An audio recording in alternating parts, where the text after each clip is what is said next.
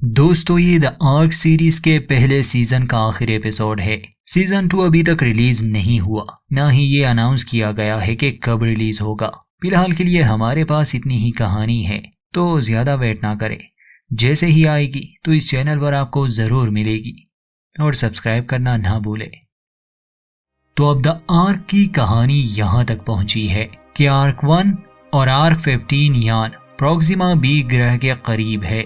Evelyn चाहती थी कि ये ग्रह सिर्फ उसे मिले। उसके शिप पर 400 इंसान है। प्लेनेट की समस्या ये थी कि वो अपने एक्सेस में नहीं घूम रहा था, जिस वजह से यहाँ इंसानों का जीना नामुमकिन था। मगर ट्रस्ट बाबा के पास इसका हल था, और ये हल उसने आज से 10 साल पहले ही निकाल लिया था, जब इंसानों ने यहाँ प्रॉब्स भेजे थे। ये लोग आर्टिफिशियल इस प्लेनेट को घुमाने वाले थे, जिससे इसका मैग्नेटिक फील्ड भी बन जाएगा जैसे हमारी पृथ्वी पर है, और ये जीने लायक भी बन जाएगा। वो आधुनिक मशीन तो एवेलिन ने पहले ही इस ग्रह पर लगा दी थी, मगर चलाने के लिए जो प्रोग्राम कोड था वो सिर्फ ट्रस्ट के पास था, जो वो एवेलिन को देने से इनकार कर चुका था। इस बीच शेरन चुपके से आर्क 15 पर आई, एंगस को बचाया। बोनस में ट्रस्ट और लैन भी मिल गए। निकलते समय लैन पीछे रह गया, और अब इस नई कहानी को आगे बढ़ाते हैं। तो जैसे ही शुरुआत होती है, हम देखते हैं कि शटल आर्क 1 पर आ चुका है, जिसमें शेरन, ट्रस्ट और एंगस है। आर्क 1 का क्रू खुश था कि उनकी कैप्टन सही सलामत लौट आई। आते ही शेरन ट्रस्ट को कैद करवा देती है। हालांकि ट्रस्ट को ये अच्छा नहीं लगता, पूछता है कि इतना सब होने के बाद भी मेरे साथ यही सलूक किया जाएगा। इलिशिया एंगस को देखती है, उसे गले से लगाती है। वो खुश थी क्योंकि उसे एंगस पसंद था, मगर बंदा ना समझता जो केली जैसे चुड़ैल के जाल में फंस गया। फीलिक्स लैन का पूछता है कि वो तुम लोगों के साथ क्यों नहीं है। खैर, शेरन खामोश रहती है, मगर फीलिक्स समझ जाता है कि वो पीछे रह गया, क्योंकि निकलते समय फीलिक्स ने ही उसे लिवर के बारे में बताया था। किसी को तो आर्क 15 पर रहना था। शेरन को हैरानी होती है कि जेम्स वहां नहीं है। पूछने पर उसे पता चलता है कि वो मेडवे में पड़ा है। शेरन समझ चुकी थी कि क्लैमकिंस की बीमारी बढ़ रही है। सीन शिफ्ट होता है आर्क 15 पर, जहां लैन को पकड़ लिया गया था।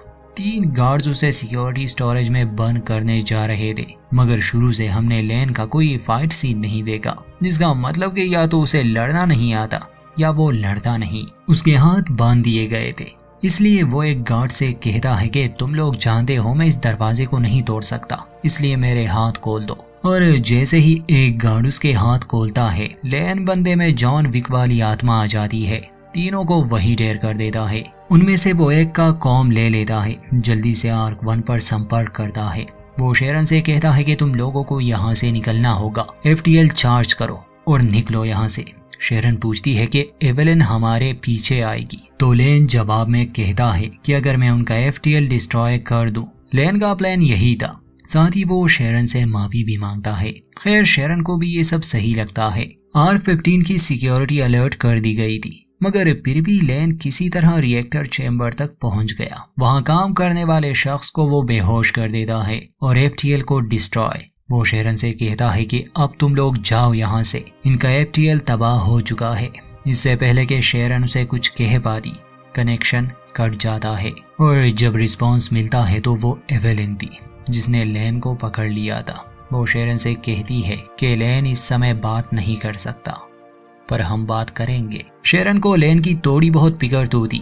खैर, अब वो क्या फैसला लेती है बाद में पता चलेगा। आपको याद ही होगा जेम्स को कुछ हुआ था और वो मेडवे में पड़ा है। इलिशिया और डॉक्टर सन को क्लैमकिंस का क्योर तो मिल चुका था, मगर उसने काम नहीं किया था, क्योंकि इंजेक्शन लगाने के बाद जेम्स कोमा में चला गया। खैर, बाद में उन्हें पता चलता है कि इंजेक्शन की वजह से ये सब नहीं हुआ, बल्कि क्लैमकिंस की वजह से हुआ। ईवा भी उदास बैठी थी।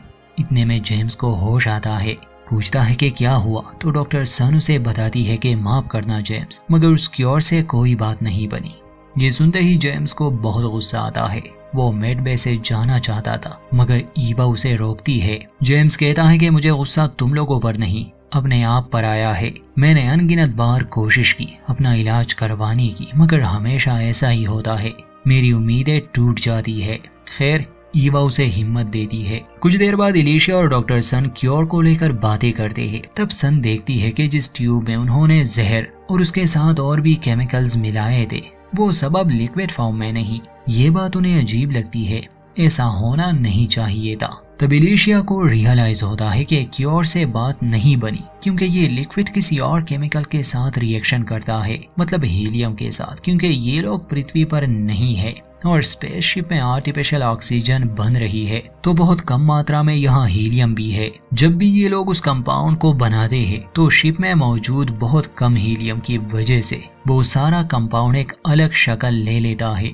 यही वजह थी कि ये काम नहीं कर रहा था। सन सजेस्ट करती है कि हमें ये कंपाउंड जेम्स के शरीर में ऐसे इंजेक्ट करना होगा जिससे ये बिल्कुल भी एयर के कांटेक्ट में ना आए, और ऐसा ही एक तरीका था अगर स्पाइडर्स जेम्स को डायरेक्ट बाइट करे। सन जेम्स को इस बारे में बताती है, जिससे वो थोड़ा हिचकिचाता तो है मगर ये करने के लिए मान जाता है। बाकी के कंपाउंड्स इंजेक्शन के थ्रू सन उसके शरीर में इंजेक्ट करती है और फिर उसका हाथ उस बॉक्स में रखवा देती है जिसमें वो मकड़ियाँ थी। मकड़ियाँ जेम्स को काटने लगी और कुछ समय के बाद जब उसके ब्लड रिजल्ट्स आते हैं तो सन और एलिशिया जेम्स को ये खुशखबरी देते हैं कि क्योर काम कर गया।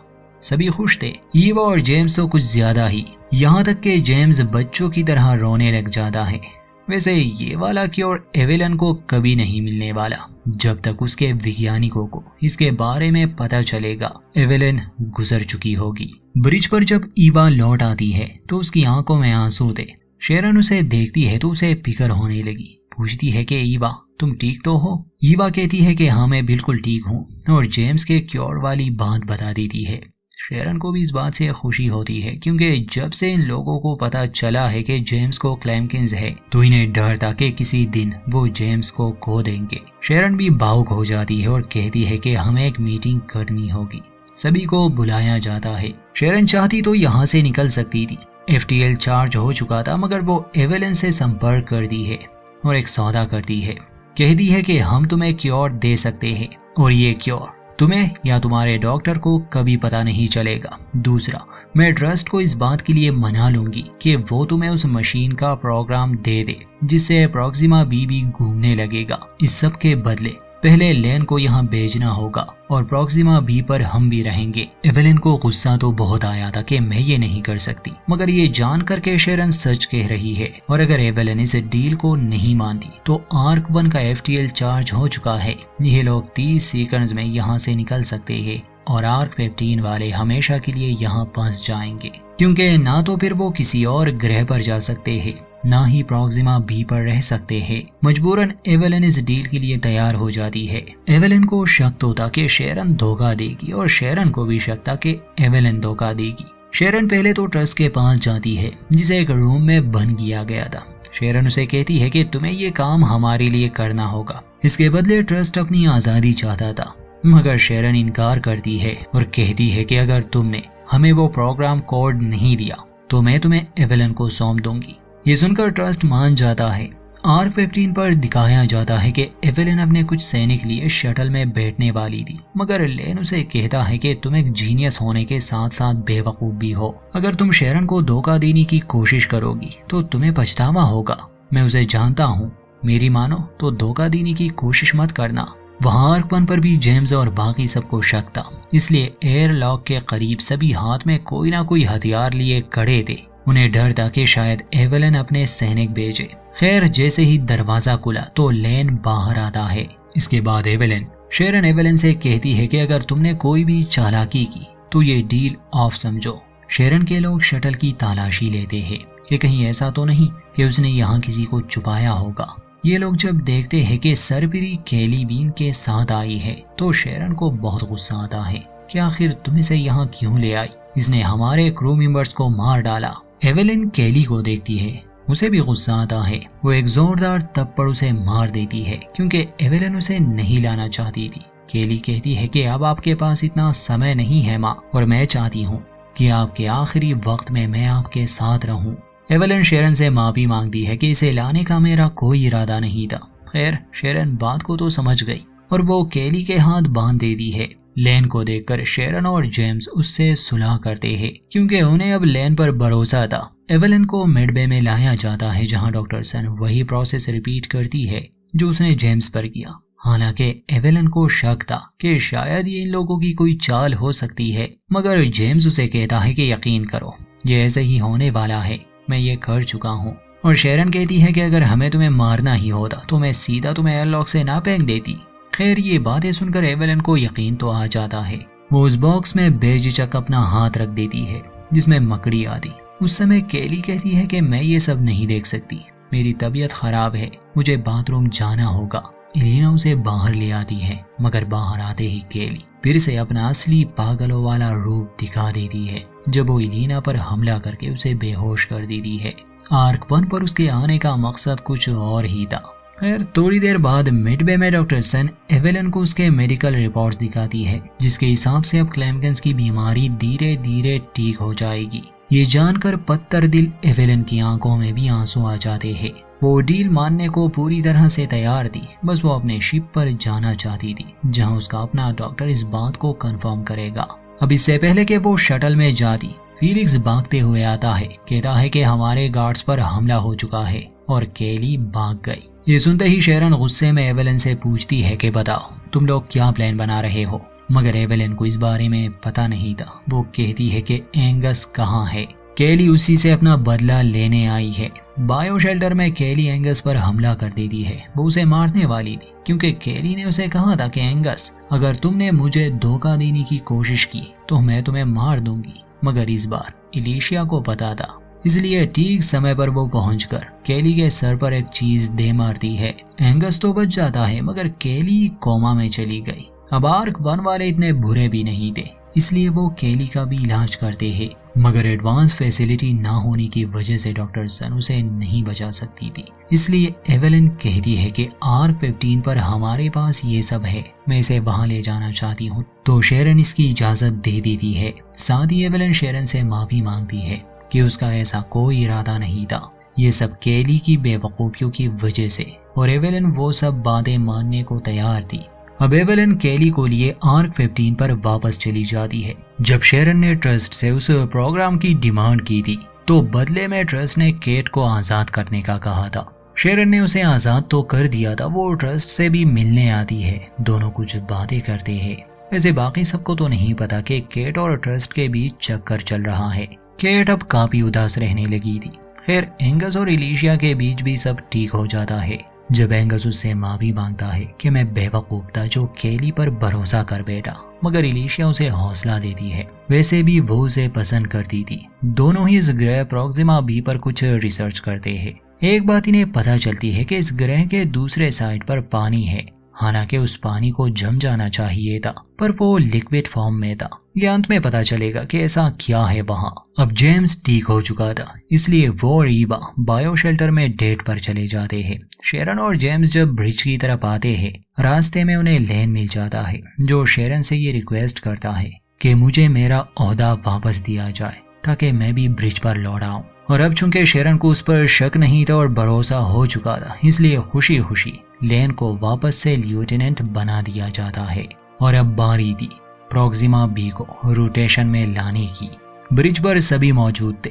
ट्रस्ट ने अपना प्रोग्राम एक्टिवेट कर दिया था। वो सबको समझाता है कि कैसे उन डिवाइसेस से एक मैग्नेटिक फील्ड बनेगी जिससे आहिस्ता आहिस्ता यह ग्रह घूमने लगेगा। वो शेरन से कहता है कि अच्छा यही होगा, हम लोग इस ग्रह से थोड़ा दूर हट जाए, इसका मैग्नेटिक फील्ड हमें अपनी तरफ खींच सकता है। शेरन उसकी बात मान लेती है। आर्क 1 ग्रह से थोड़ा दूर आ जाता है। अब जैसे ही डिवाइस एक्टिवेट होती है, इन लोगों को ग्रह में कोई बदलाव नजर नहीं आता, मगर ट्रस्ट के चेहरे पर हंसी थी। वो कहता है कि थोड़ा रुको और देखो मेरा कमाल। इतने में एवेलिन इनसे संपर्क करती है और कहती है कि ये तुमने क्या कर दिया शेरन, मुझे शक था कि तुम हमें धोखा दोगी, पर यह पता नहीं था कि तुम मेरे साथ 400 और लोगों को भी मार दोगी। ये सुनकर सबको हैरानी होती है। असल में आर्क 15 मैग्नेटिक फील्ड की वजह से प्रोक्सिमा बी की तरफ खींचा जा रहा था। ये काम ट्रस्ट का था। उसने सिर्फ एक ही डिवाइस एक्टिवेट कर दी थी ताकि वो आर्क 15 को डिस्ट्रॉय कर सके। उसकी दुश्मनी एवेलिन से थी। वो कहता है कि उसने मेरी पत्नी को मार डाला और मैं उससे अपना बदला लेकर रहूंगा। शेरन को बहुत बुरा लगता है। वो उसे ये सब रोकने का कहती है, मगर ट्रस्ट कहाँ रुकने वाला था, बल्कि उसे तो मजा आ रहा था। कुछ ही देर में आर्क 15 प्रोक्सिमा बी पर क्रैश हो जाता। इलिशिया कहती है कि इसने जानबूझकर हमें उस ग्रह से दूर कर दिया ताकि हम उस डिवाइस को बंद ना कर सके। अब अगर हमें वहां सिग्नल भेजना है तो हमें भी उस ग्रह के करीब जाना होगा, और अगर हम जाने की कोशिश करेंगे तो हम भी आर्क 15 की तरह खींचे चले जाएंगे। मगर शेरन 400 इंसानों को ऐसे मरने नहीं दे सकती थी, इसलिए जेम्स शिप को मैनुअली ऑपरेट करता है। ग्रह के करीब पहुंचकर उस डिवाइस को बंद कर दिया जाता है। एवेलिन और उसके क्रू को भी बचा लिया जाता है। कम्युनिकेशन लौट आने के बाद शेरन एवेलिन को कह देती है कि जो भी हुआ उसमें हमारा कोई हाथ नहीं था, बल्कि ये सब ट्रस्ट ने किया। खैर एवेलिन को अंदाजा था, इसलिए धीरे धीरे वो इनकी दोस्त बन रही थी। अब इतना सब होने के बाद ट्रस्ट को मजबूरन अपना कोड एंटर करना ही था। ऐसा करते ही वो ग्रह घूमने लग जाता है। ये सभी बहुत खुश थे कि चलो इन्हें एक नया घर मिल गया, मगर इनकी खुशी ज्यादा देर नहीं टिक पाती। जब इस प्लेनेट का दूसरा साइड सूरज के सामने आ जाता है तो वो बहुत गर्म लग रहा था, फिर उसमें आग लग जाती है।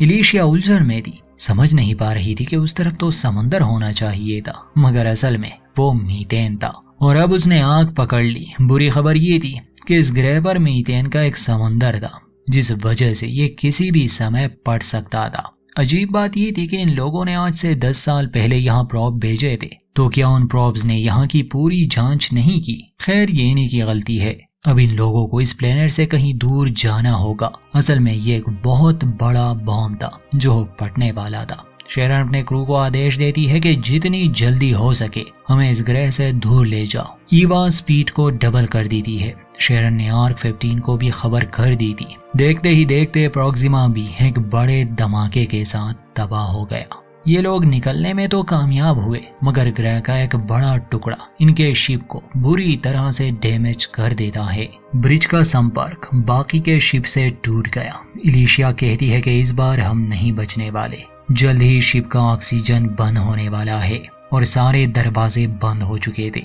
इन्हें नहीं पता कितने लोग मर गए हैं, कितने जख्मी है।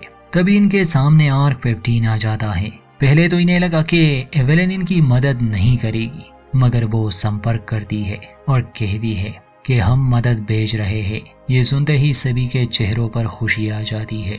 और यहीं पर इस पहले सीजन के आखिरी एपिसोड का दी एंड।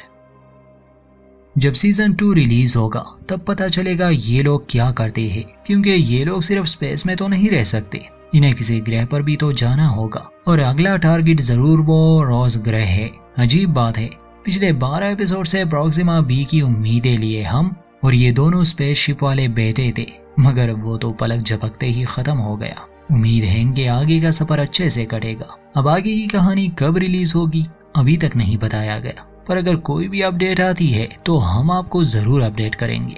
उम्मीद है यहाँ तक अंतरिक्ष का ये सफर अच्छा गुजरा होगा। हमारा काम पसंद आए तो लाइक करें, चैनल को सपोर्ट करें। मिलते हैं किसी और कहानी में, किसी और सफर पर।